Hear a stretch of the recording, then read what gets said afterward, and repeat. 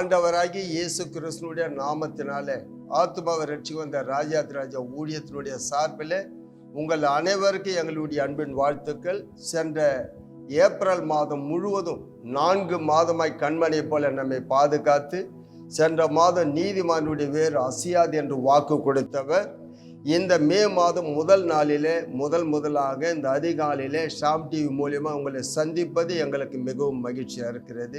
இந்த மாதத்தில் தேவ சமூகத்தில் காத்து இருக்கும் போது ஆண்டவர் அடியனோடு பேசின வார்த்தைகளை பகிர்ந்து கொள்ள விரும்புகிறோம். 1 பேதுரு 1வது அதிகாரம் 6-7 வாசிக்க கேட்கலாமா? இதிலே நீங்கள் மிகவும் சந்தோஷப்படுகிறீர்கள். என்றாலும் துன்பப்பட வேண்டியது அவசியமானதால் இப்பொழுது கொஞ்ச காலம் பலவிதமான சோதனைகளினாலே துக்கப்படுகிறீர்கள். அழிந்து போகிற பொன் அக்கினியினால் சோதிக்கப்படும். அதை பார்க்கிலும் அதிக விலையேற பெற்றதா இருக்கிற உங்கள் விசுவாசம் சோதிக்கப்பட்டு இயேசு கிறிஸ்து வெளிப்படும் போது உங்களுக்கு புகழ்ச்சியும் கனமும் மகிமையும் உண்டாக காணப்படும். இந்த மாதத்திலே தேவ ஆவியான நம்ம கொடுக்கிற வாக்குத்தத்தம் உங்களுக்கு புகழ்ச்சியும் கனமும் மகிமையும் உண்டாகும். யாருக்கு? இயேசு கிறிஸ்து வெளிப்படும் போது.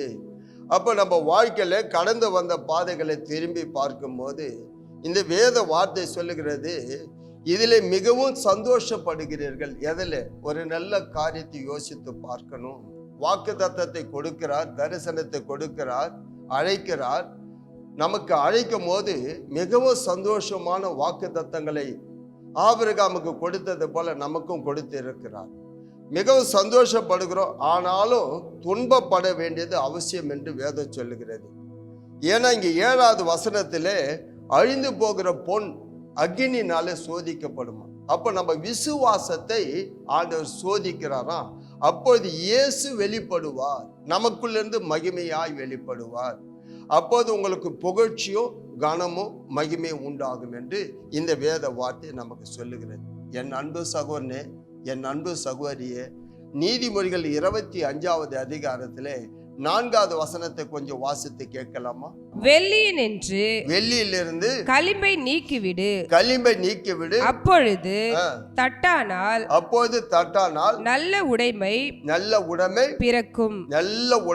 வெள்ளியில் இருக்கிற களிம்பு நெருப்புல போட்டு கொதிக்கும் போது அதுல இருக்கிற அழுக்கு, அதுல இருக்கிற களிம்பெல்லாம் நீக்கப்படும். அதுக்கப்புறம் தட்டான் ஆச்சாரி நல்ல உடைமையை உருவாக்குவார், நல்ல பொருளை உருவாக்குவார். அதே போல நம்ம வாழ்க்கையில சோதனைகளும் பாடுகளும் நிந்தைகளும் அவமானங்களும் வரும்போது அதை நம்ம வாழ்க்கையில எப்படி நம்ம ஏற்றுக்கொள்கிறோம்? ஏன்னா இங்க வேதத்துல வாசித்து இருக்கிறோம். வேதத்துல நீங்க வாசித்து பாருங்க, சங்கீதம் 11வது அதிகாரம் 5வது வசனத்தை வாசிக்கலாமா? கர்த்தர் நீதிமானை சோதித்தருகிறார். துன்மார்க்கனையும் கொடுமையில் பிரியமுள்ளவனையும் அவருடைய உள்ளம் வெறுக்கிறது. எல்லாம் பாருங்க, கர்த்தர் நீதிமானை சோதித்தருகிறார். இங்கே நமக்கு என்ன சோதனைன்னு கேட்டோம்னா, தேவனுடைய பிள்ளைகளே தெளிவா சொல்றேன், நமக்கு உண்மைக்கு சோதனை, நம்ம பரிசுத்தத்துக்கு சோதனை, நம்ம விசுவாசத்துக்கு சோதனை. அப்படி சோதனை என்றால் என்னன்னா பரீட்சை. அப்போ பரீட்சை அப்படின்னும் போது நமக்கு உண்மைக்கு பரீட்சை, நம்ம விசுவாசத்துக்கு பரீட்சை, நம்மளுடைய பரிசுத்தத்துக்கு பரீட்சை. அப்படின்னா நம்ம வாழ்க்கையில ஒவ்வொருவரும் இதில் பாஸ் பண்ணி ஆகணும். இப்போ +2 பிள்ளைங்க எல்லாரும் தேர்வு எழுதி இருக்கிறாங்க.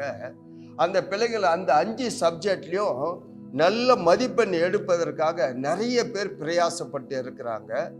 அந்த நல்ல மதிப்பெண் எடுத்த பிள்ளைகள் வாழ்க்கையில பாஸ் பண்ண முடியும். அதுக்கடுத்து அவங்க காலேஜுக்கு போக முடியும். இல்லை ஒருவேளை ஒரு சப்ஜெக்ட்ல ஃபெயில் ஆயிட்டா கூட அடுத்த சப்ஜெக்டுக்கு அவங்க அடுத்த ஸ்டேஜுக்கு போக முடியாது இல்லையா? அதே போல ஒருவேளை நார்மல் அப்படின்னா பாஸ் மார்க் மட்டும் எடுக்கிறாங்க அப்படின்னா அவங்க விரும்புகிற பாடத்தை எடுக்க முடியாது, விரும்புகிற காலேஜ் அவங்களுக்கு கிடைக்காது. ஏதோ அந்த பாஸ் மார்க் வரைக்கும் எடுக்க. ஆனா முதன்மையான மார்க்கை எடுக்கிறவங்க, மாநிலத்தில் முதன்மை எடுக்கிறவங்க உண்டு, மாவட்டத்தில் முதன்மையான மார்க் எடுக்கிற உண்டு, பள்ளியில முதன்மையான மார்க் எடுக்கிறவங்க உண்டு. அப்படி இருக்கிற பிள்ளைகளுக்கு அவங்களுக்கு நல்ல உயர்ந்த ஒரு ஸ்தானம் கிடைக்கும். அதே போல நமக்கு நம்முடைய விசுவாசத்துக்கு வேதம் சொல்லுகிறது 2 கொரிந்தியர் 13வது அதிகாரம் 5-6 வாசிக்கலாமா?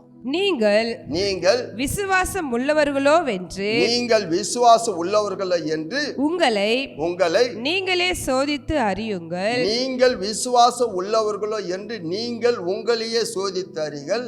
உங்களை நீங்களே பரீட்சித்து பாருங்கள். இயேசு கிறிஸ்து உங்களுக்குள் இருக்கிறார் என்று உங்களை நீங்களே அறியீர்களா? நீங்கள் பரீட்சைக்கு நில்லாதவர்களாய் இருந்தால் அறியீர்கள். நாங்களோ பரீட்சைக்கு நில்லாதவர்கள் அல்லவென்பதை அறிவீர்கள் என்று நம்புகிறேன். அதாவது பாத்தீங்கன்னா தேவனுடைய பிள்ளைகளை ஒவ்வொருவருக்கும் ஒரு சோதனை உண்டு. ஒவ்வொருத்தருடைய வாழ்க்கையில, அதாவது வாக்குத்தத்தம் கொடுக்கப்பட்ட நாள் முதல் கொண்டு நமக்கு சந்தோஷம்தான், மகிழ்ச்சி தான். ஆனா துன்பப்பட வேண்டியது அவசியம். அப்ப இந்த பிள்ளைகள் வாழ்க்கையில அந்த படிப்புக்காக கண் விழித்து கிரையம் செலுத்தி இரவும் பகல் அந்த எய்மிலே படித்தவங்க முதன்மையான இடத்தை பிடிக்கிறாங்க. உண்மையிலே நான் நிறைய இடத்துல கேள்விப்பட்டு இருக்கிறேன், நிறைய நியூஸ்ல பார்த்து இருக்கிறேன். ரோட்டு ஓரத்தில் வியாபாரம் செய்கிற குடும்பம், மூட்டை தூக்குற கூலி வேலை செய்கிற பிள்ளைகள், அவங்களுடைய பிள்ளைங்க தன் தகப்பன் தன் தாயினுடைய கஷ்டத்தை பார்த்து உழைத்து அதிகமாக படித்து அரசாங்கத்தில் தேர்வு எழுதப்படுகிறது. அந்த அரசாங்கத்தில் தேர்வு எழுதும் போது அவங்க ஃபர்ஸ்ட் கிளாஸில் பாஸ் பண்ணி ஐபிஎஸ்ஆ மாறுறாங்க, ஐஏஎஸ்ஆ மாறுறாங்க. உண்மையாக யோசித்து பாருங்க. எந்த குடும்பம் அந்த பிள்ளைகளை அவமானப்படுத்தினதோ, எந்த சொந்த ஜனங்கள் அவங்களை பரிகாசம் பண்ணினதோ, இவங்க உயர்ந்த ஒரு ஸ்தானத்துக்கு வந்த பிறகு அவங்களுக்கு புகழ்ச்சியும் கனமும் மகிமை உண்டாகிறது. அதே போல ஊழியத்தின் பாதையில் கூட சரிங்க. நீ எத்தனை ஆண்டு காலமாய் ஊழியம் செஞ்சாலும் சரி, ஊழியக்காரங்களை கடந்த வாழ்க்கையை கொஞ்சம் நினைச்சு பார்க்கணும். இன்னைக்கு நல்ல உயர்ந்த ஒரு ஸ்தானத்தில் நல்ல வல்லமையான ஊழியக்காரங்க அவங்களுடைய சாட்சிகளை கேட்கும் போது பயங்கரமான பாடுகள், பயங்கரமான அவமானங்கள், அநேக உபத்திரவங்கள், பலவிதமான சோதனைகள். அந்த வாக்குத்தத்தம் அடைவதற்கு எத்தனையோ ஆண்டு காலமா இரவும் பகலும் கண் விழித்து உபாசம் பண்ணி ஜெபம் பண்ணி அப்படியாப்பட்ட ஊழியக்காரங்கள் எல்லாம் கர்த்தர் அவர் உயர்த்தி வைத்து இருக்கிறார். அப்ப நம்ம வாழ்க்கையில உண்மைக்கு பரீட்சை உண்டு, பரிசுத்தத்துக்கு பரீட்சை உண்டு, நம்மளுடைய விசுவாசத்துக்கு பரீட்சை உண்டு. இது எல்லாம் நம்ம பாஸ் பண்ணாதான் புகழ்ச்சியும் கனமும் மகிமை நமக்கு கிடைக்கும். அப்பதான் உயர்வு கிடைக்கும், அப்பதான் உயர்ந்த ஒரு ஸ்தானத்தை அடைய முடியும். இந்த வேதம் அப்படிதான் நமக்கு சொல்லுகிறது. சங்கீத புத்தகத்தில் 105வது அதிகாரம் 19ஆம் வசனம் வாசிங்க. கர்த்தர் சொன்ன வார்த்தை நிறைவேறும் அளவும் அவருடைய வசனம், கர்த்தர் சொன்ன வார்த்தை நிறைவேறும் அளவும் அவருடைய வசனம் அவனை புடமிட்டது. நல்லா கவனிக்கணுங்க. இங்க வேதத்துல 1 பேதுரு 1வது அதிகாரம் 7வது வசனத்திலே உங்கள் விசுவாசத்திற்கு சோதனை அப்படின்னா நிறைய பேர் பின்வாங்கி போறாங்க. யோசேப்பு வாழ்க்கையில அவன் பரிசுத்தத்துக்கு சோதனை வந்தது, அந்த பரிசுத்தத்தை அவன் காத்து கொண்டான். ஆபிரகாமுக்கு விசுவாசத்துக்கு சோதனை வந்தது, அவன் விசுவாசத்தின் தகப்பனாய் மாறினான். ஆபிரகாமுக்கு உண்மையாவே அவன் உண்மையா இருக்கிறானா, அவன் உண்மையினால வாக்குத்தத்தம் நிறைவேறினது. இன்னைக்கு நம்ம உண்மை எப்படி இருக்கிறது, நம்ம பரிசுத்தம் எப்படி இருக்கிறது, நம்ம விசுவாசம் எப்படி இருக்கிறது? நம்ம கடந்து வந்த பாதைகளில் அநேகர் பின்வாங்கி போயிருக்கிறார்கள், அநேகர் விழுந்து போய் இருக்கிறார்கள். லூக்கா 8வது அதிகாரம் 13ஆம் வசனம் வாசிக்கலாமா? கற்பாறையின் மேல் விதைக்கப்பட்டவர்கள் கேட்கும் போது சந்தோஷத்துடனே வசனத்தை ஏற்றுக் கொள்ளுகிறார்கள். ஆயினும் தங்களுக்குள்ளே வேர் கொள்ளாதபடியினாலே கொஞ்ச காலம் மாத்திரம் விசுவாசித்து சோதனை காலத்தில் பின்வாங்கி போகிறார்கள். பாருங்க, பலவிதமான சோதனைகள் வரும்போது அவங்க நிலைச்சு நிக்கிறது இல்லை, அவங்க விசுவாசத்தோடு இல்லை, விலகி வீழ்ந்து போறாங்க, விலகி போறாங்க. அப்படின்னா சங்கீதம் 44:18-19 வாசிக்கலாமா? நீர் எங்களை வலு சர்ப்பங்கள் உள்ள இடத்திலே நொறுக்கி மரண இருளினாலே எங்களை மூடி இருந்தும் எங்கள் இருதயம் பின் வாங்கவும் இல்லை, எங்கள் காலடி உம்முடைய பாதையை விட்டு விலகவும் இல்லை.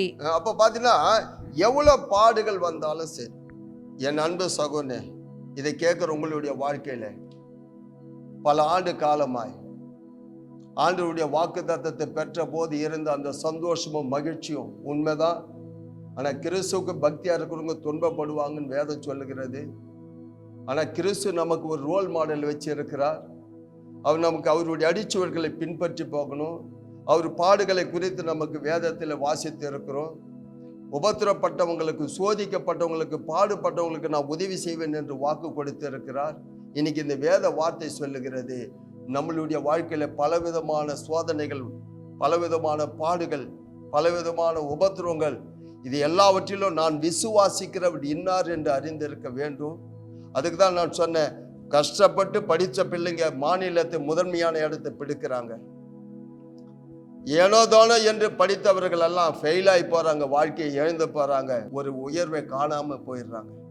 இன்னைக்கு கஷ்டப்பட்டு அநேக பாடுகள் மத்தியில ஒரு லக்கு அடைய வேண்டும், ஒரு இடத்தை, ஒரு சாலத்தை பிடிக்க வேண்டும் என்று யாரெல்லாம் முயற்சி எடுக்கிறார்களோ அவர்களுக்கு புகழ்ச்சியும் கனமும் மகிமும் உண்டாகும் என்று இந்த வேதம் நமக்கு ஒரு விளக்கத்தை கொடுக்கிறது. ஆகினால்தான் லூக்கா புத்தகத்தில் இன்னைக்கு 11வது அதிகாரம் 28வது வசனத்தை வாசிக்கலாமா? அதற்கு அவர் அப்படியானாலும் தேவனுடைய வார்த்தையை கேட்டு அதை காத்து கொள்ளுகிறவர்களே அதிக பாக்கியவான்கள் என்றார். இதுதான் உண்மை.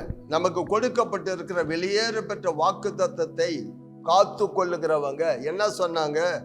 1 பேதுருவிலே 1வது அதிகாரத்தில் 6ஆம் வசனம். இதை கேட்கும் போது நமக்கு சந்தோஷம், மகிழ்ச்சி. ஒருவேளை தரிசனத்தை கொடுத்திருக்கலாம், ஒருவேளை ஆண்டவர் வாக்குத்தத்தம் கொடுத்திருக்கலாம், ஒருவேளை ரட்சிக்கப்பட்ட புதுசில தேவன் நம்மோடு பேசியிருக்கலாம். ஆனா அந்த வாக்குத்தத்தங்களை, தரிசனங்களை அடைவதற்கு நம்ம துன்பப்பட்டு ஆகணும். அநேக மத்தியில் அவமானப்படணும், பாடுகள் படணும், அந்த பாதை வழியா கடந்து வரணும். கடந்து வரும்போதுதான் வேதம் சொல்லுகிறது. 7வது வசனத்தை வாசிக்கலாமா?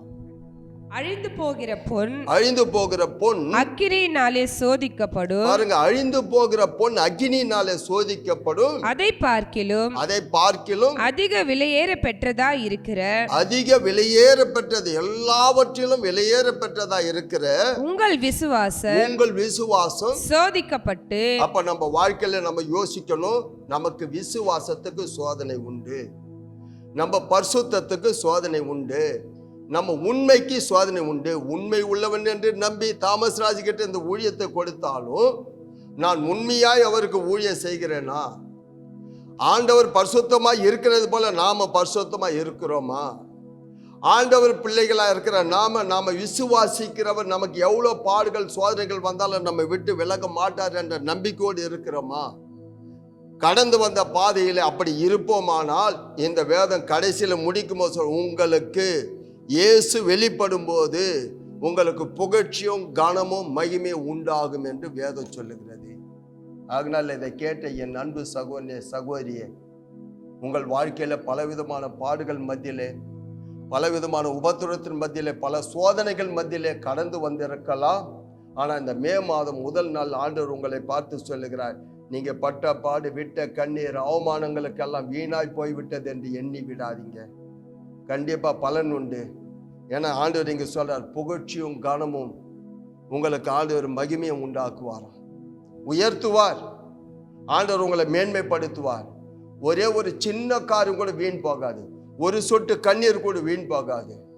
ஆனா அவரை விட்டு விலகாம இருக்கிறோம் பாத்தியா, காலடி மாறாமல் இருக்கிறோம் பாத்தியா, பின்வாங்கி போகாமல் இருக்கிறோம் பாத்தியா, அவரையே சார்ந்து இருக்கிறோம் பாத்தியா, நிச்சயமா இந்த மாதத்துல கர்த்தர் உங்களை உயர்த்துவார். கண்டிப்பா உங்களை ஆண்டவர் உயர்த்துவார், உங்க மன விருப்பங்களை நிறைவேற்றுவார். கண்களை மூடி செபிக்கலாம்.